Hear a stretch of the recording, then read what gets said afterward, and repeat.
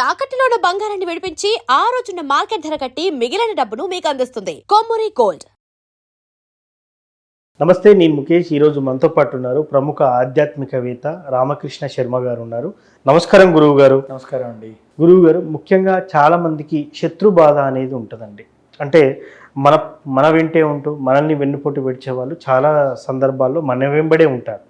So అదేవిధంగా ఈ చుట్టుపక్కల కానివ్వండి, లేకపోతే ఏదైనా పనిచేసే స్థలంలో కానివ్వండి, కొంత శత్రు బాధను అయితే అనుభవిస్తూ ఉంటారు. మరి ఈ శత్రు బాధ తొలగిపోవాలంటే ఏం చేయాలంటారు? శ్రీమాత్రే నమః. సర్వమంగళ మాంగళ్యే శివే సర్వార్థ సాధికే శరణ్యే త్ర్యంబకే దేవి నారాయణి నమోస్తుతే.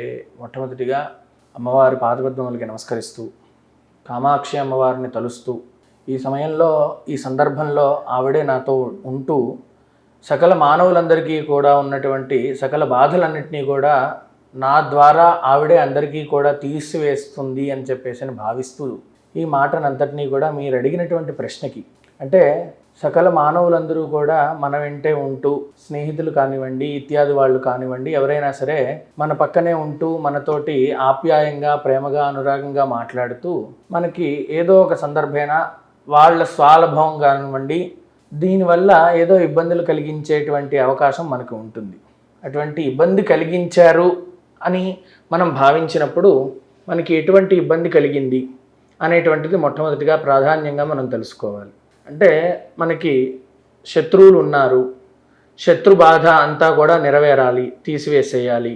ఈ శత్రు బాధ అంతా కూడా ఎట్లా పోతుంది అని అంటే, మనకి వైదిక సనాతన సాంప్రదాయంలో వివిధ రకాలైనటువంటి దేవతల్ని, వివిధ రకాలైనటువంటి ఆరాధనని, వివిధ రకాలైనటువంటి స్తోత్రాలు, వివిధ రకాలైనటువంటి పారాయణలన్నీ కూడా చెప్పబడి ఉన్నాయి. దాంట్లో కలియుగంలో ప్రత్యక్షంగా మనకి ఈ శత్రుబాధలు ఇవన్నీ కూడా తొలగిపోవాలి అని అంటే, కేవలంగా శత్రుబాధలన్నీ కూడా తొలగిపోవటం కోసం కలియుగంలో ప్రాధాన్యంగా ఇద్దరు దేవతలను చెప్పబడి ఉన్నారు. ఆ ఇద్దరు దేవతలు ఎవరు అని అంటే, వేదం చెప్పినటువంటి మాట ఏంటి అని అంటే, కలౌ చండీ వినాయకః అని అమ్మవారు ప్రాధాన్యంగా అమ్మవారు ఉందని, అట్లానే ప్రాధాన్యంగా గణపతి ఉన్నాడు అని, అందుకనే కలియుగంలో వారికి ఇప్పుడున్నటువంటి మన ఈ సాంప్రదాయంలో వినాయకుడికి నవరాత్రులని, అమ్మవారికి శరన్నవరాత్రులని, అమ్మవారికి అట్లానే ఈ వినాయకుడికి విశేషమైనటువంటి అర్చనలు, పూజలు ఇత్యాది కార్యక్రమాలని కూడా చేస్తూ ఉంటారు.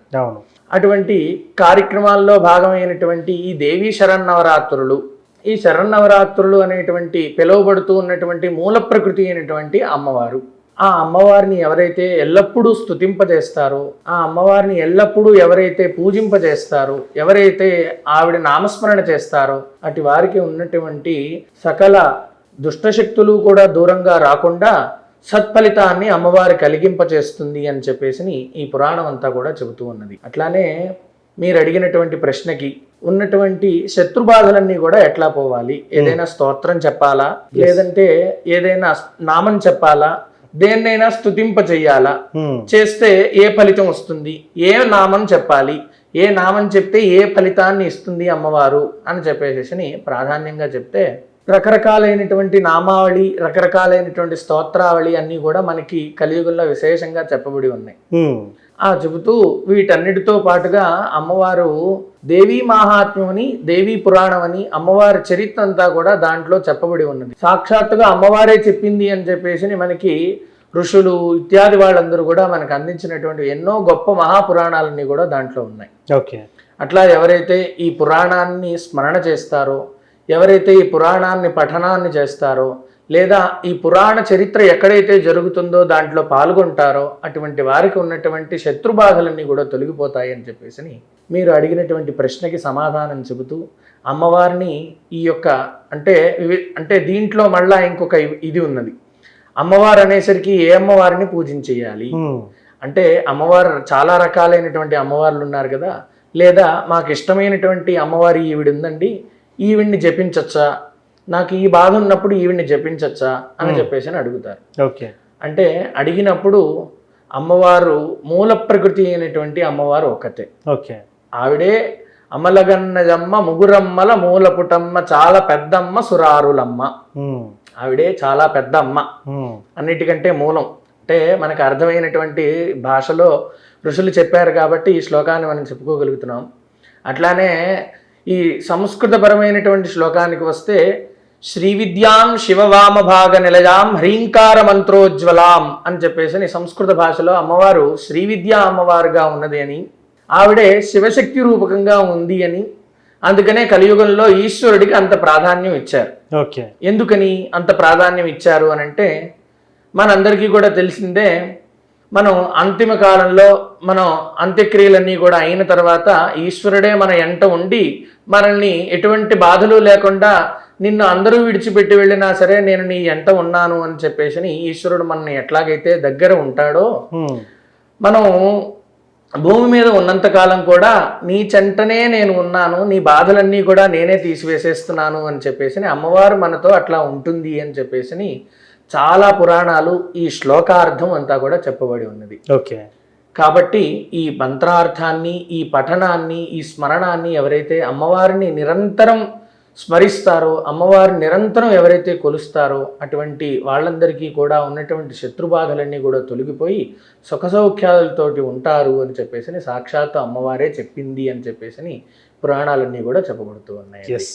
సో ముఖ్యంగా సార్, మరి దీని నుంచి బయటపడాలి అనుకుంటే ప్రత్యేకంగా ఏదైనా పూజాధికృతం ఏదైనా ఉందా? అంటే సకల రకాలైనటువంటి బాధలన్నీ కూడా ఉన్నాయి. ఆ బాధల్లో మీరు అడిగినటువంటి ఒక ప్రశ్న ఏమిటి అని అంటే ఉన్నటువంటి శత్రుబాధ. ఈ శత్రుబాధలన్నిటికీ కూడా చండీ సప్తశతి, ఓకే, అంటే దాన్ని దేవీ భాగవతం అని పిలుస్తూ ఉన్నారనమాట. ఓకే, చండీ సప్తశతి అనగానే, చండీ అనగానే అందరూ కూడా అనుకునేది ఏంటి అని అంటే చాలా ఉగ్రదేవత, ఆ ఉగ్రదేవత దగ్గరికి మనం వెళ్ళకూడదు, ఆ ఉగ్రదేవతని పూజింప చేయకూడదు, అట్లానే దానికి చాలా వివిధ రకాలైనటువంటి చికాకులన్నీ కూడా ఉంటాయి అని చెప్పేసి అనుకుంటారు. ఓకే, కానీ దీంట్లో సప్తశతి అని అంటే 700 అని అర్థం. ఆ 700 శ్లోకాలు అని మనం పిలువబడుతూ ఉన్నాం. కానీ ఆ 700 మంత్రాలు మహామంత్రాలు అన్నమాట. అమ్మవారికి చెప్పినటువంటి విశేషమైనటువంటి మంత్రాలన్నీ కూడా అమ్మవారు ఎటువంటి రూపంలో ఉంటున్నది, ఎటువంటి పూజలు అందుకుంటే అమ్మవారు ఫలితాన్ని ఇస్తున్నది అనేటువంటిదంతా కూడా దీంట్లో చెప్పబడుతూ ఉన్నది. అటువంటి చండీ సప్తశతి, చండీ హవనాన్ని ఎవరైతే పూజింప చేస్తారో, ఎవరైతే ఈ యొక్క పూజనంతటినీ కూడా శత్రుబాధలు, వివిధ రకాలైనటువంటి బాధలు ఉన్నటువంటి వాళ్ళందరూ కూడా కొన్ని తిథులు అమ్మవారు చెప్పబడి ఉన్నది. ఆ తిథి ఏమిటి అని అంటే సాక్షాత్తు సప్తశతిలోనే చెప్పబడి ఉన్నటువంటి ఒక మంత్రం ఏమిటి అని అంటే అష్టమ్యాంచ చతుర్దశ్యాం నవమ్యాం చైకచేతసః తోష్యంతి ఏవయే భక్త్యా మమ మాహాత్మ్యం ఉత్తమం. అమ్మవారి యొక్క మాహాత్మ్యాన్నంతటినీ కూడా ఈ తిథుల్లో ఎవరైతే స్మరణ చేస్తారో, ఈ తిథుల్లో ఎవరైతే ఆ యొక్క స్మరణ జరిగేటువంటి ప్రాంగణంలో పాల్గొంటారో అటువంటి వారికి అందరికీ కూడా ఎల్లవేళలా జీవితాంతం వారి యందు నేనే ఉండి వారిని నేనే నడిపిస్తూ వారిలో లీనమై నేనే వారికి జరగవలసినటువంటి పనులన్నీ కూడా చేయిస్తాను అని చెప్పేసి అమ్మవారంతా కూడా చెప్పబడి ఉన్నది.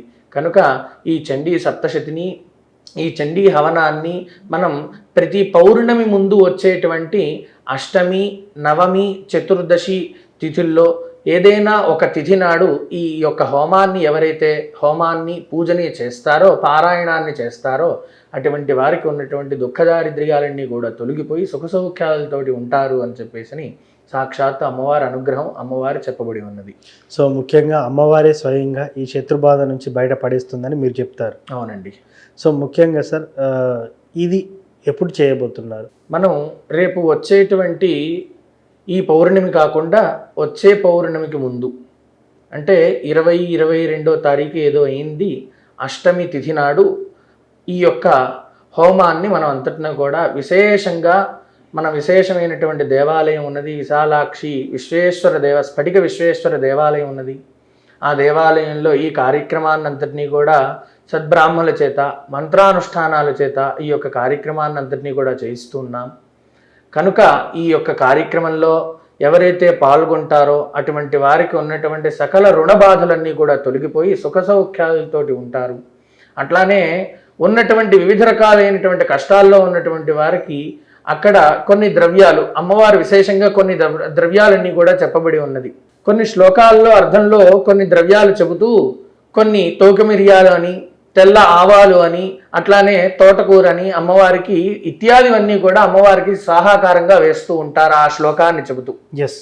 ఎందుకు వేస్తారు అనంటే ఆ శ్లోకార్థం చెబుతూ ఆ శ్లోకాన్ని మంత్ర పఠనం చేస్తూ బ్రాహ్మణోత్తములు అందరూ కూడా అది వేయటం ద్వారా ఉన్నటువంటి దాన్ని ఎవరైతే స్పర్శ చేస్తారో, అంటే ఎవరైతే దాన్ని ముట్టుకుంటారో ఆ ముట్టుకున్నటువంటి వాళ్ళు, అట్లానే ఆ గోత్రనామాదుల సంకల్పంలో ఎవరికైతే చెబుతామో ఆ గోత్రనామాదులు, అట్లానే విశ్వశాంత్యర్థం చేస్తున్నటువంటి వాళ్ళకి, లోక కళ్యాణంలో ఉన్నటువంటి వాళ్ళందరికీ కూడా ఉన్నటువంటి సకల బాధలన్నీ కూడా తీసివేసేయాలి అని సర్వాబాధా ప్రశమనం త్రైలోక్యస్య అఖిలేశ్వరి ఏవమేవ త్వయాకార్యం అస్మద్వైరి వినాశనం. అమ్మా సర్వ బాధలన్నీ కూడా తీసివేసేసి అస్మద్వై నేను చేస్తున్నటువంటి ఈ కార్యక్రమాన్నంతటినీ కూడా దిగ్విజయం చేయి తల్లి అని చెప్పేసి అమ్మవారిని ప్రార్థిస్తూ ఆ యొక్క ద్రవ్యాన్ని మనం అక్కడ సమర్పిస్తాం. ఆ సమర్పించటమే కాకుండా అమ్మవారికి సమర్పిస్తూ ఆ ఆజ్యాన్ని మూలంగా సమర్పిస్తున్నటువంటి శేషాజ్యం అంతా కూడా సంపాదాజ్యం అంటారు దాన్ని. ఆ సంపాదాజ్యాన్ని అంతటినీ కూడా ఈ ఇచ్చేటువంటి ప్రసాదంలో దాన్ని కొంచెం అభిమంత్రించి ఆ ప్రసాదాన్ని అంతటినీ కూడా అక్కడికి ఎవరైతే బాధల ద్వారా మన దగ్గరికి వస్తారో వారందరికీ కూడా ఆ ప్రసాదాన్ని ఇచ్చి ఆ ప్రసాదాన్ని వారి స్వగృహంలోనూ పెట్టుకోవడం ద్వారా, వారి దగ్గర పెట్టుకోవడం ద్వారా ఉన్నటువంటి సకల బాధలన్నీ కూడా తొలగిపోతాయి అని చెప్పేసి మీ యొక్క ద్వారా ఈ యొక్క ఉన్నటువంటి సకల బాధలన్నింటిలోనూ ఉన్నటువంటి మానవులందరికీ కూడా తెలియజేస్తున్నాను. సో ముఖ్యంగా ఎవరైతే శత్రుబాధతో బాధపడుతున్నటువంటి వారు ఈ పౌర్ణమి ముందు రోజున చేసేటటువంటి విశేష పూజలో పాల్గొనాలి అనుకుంటే మీరు కూడా ఈ కింది నెంబర్తో రిజిస్టర్ అవ్వండి. తద్వారా మీకు ఈ పూజకు సంబంధించినటువంటి పూర్తి వివరాలు గురువు గారు అయితే తెలియజేస్తారు. థ్యాంక్ యూ గురువు గారు. జై శ్రీరామ్.